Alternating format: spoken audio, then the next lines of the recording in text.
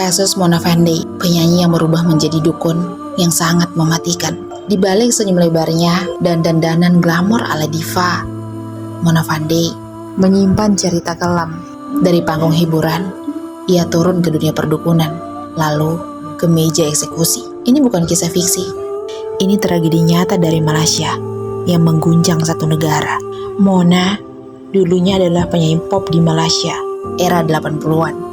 Karirnya biasa-biasa saja, tapi ambisinya sangat besar. Saat musik tak membawanya ke puncak, ia banting setir jadi dukun spiritual untuk para pejabat. Ia mengaku bisa memberi kejayaan instan. Tarifnya mulai dari ratusan ribu ringgit, bahkan lebih. Namanya mulai dikenal di kalangan elit. Ia melakukan perdukunan tak hanya sendiri. Ia dibantu suaminya yang bernama Afandi dan asistennya Juraimi. Pelanggan mereka juga bukan orang sembarangan. Salah satunya Dato' Mazlan Idris, seorang politisi muda yang ingin naik pangkat lebih cepat dari jalur biasa. Mazlan datang ke Mona bukan untuk konsultasi biasa.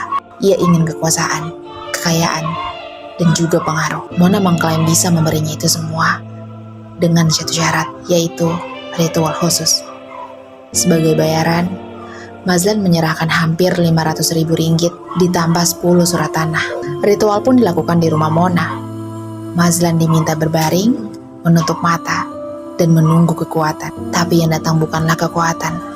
Dengan satu tebasan, kepala Mazlan dipisahkan dari tubuhnya. Lalu jasadnya dimutilasi jadi 18 bagian dan dikubur di kamar mandi. Kasus ini terbongkar setelah Juraimi, si asisten, tertangkap dalam kasus obat-obatan terlarang.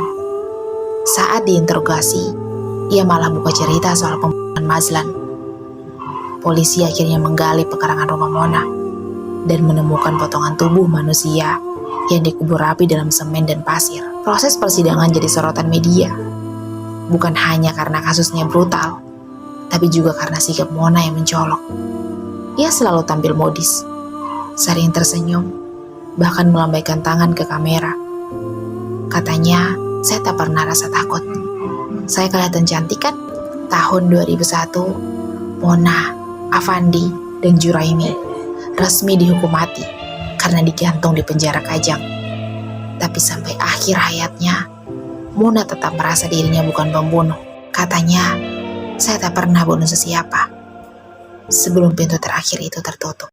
Kisah Mona Fandey adalah peringatan tentang bagaimana ambisi, kekuasaan, dan kepercayaan buta bisa merubah jadi tragedi.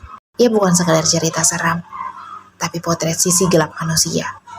Dan ketika hukum bicara, glamor dan sihir tak bisa menyelamatkan siapapun.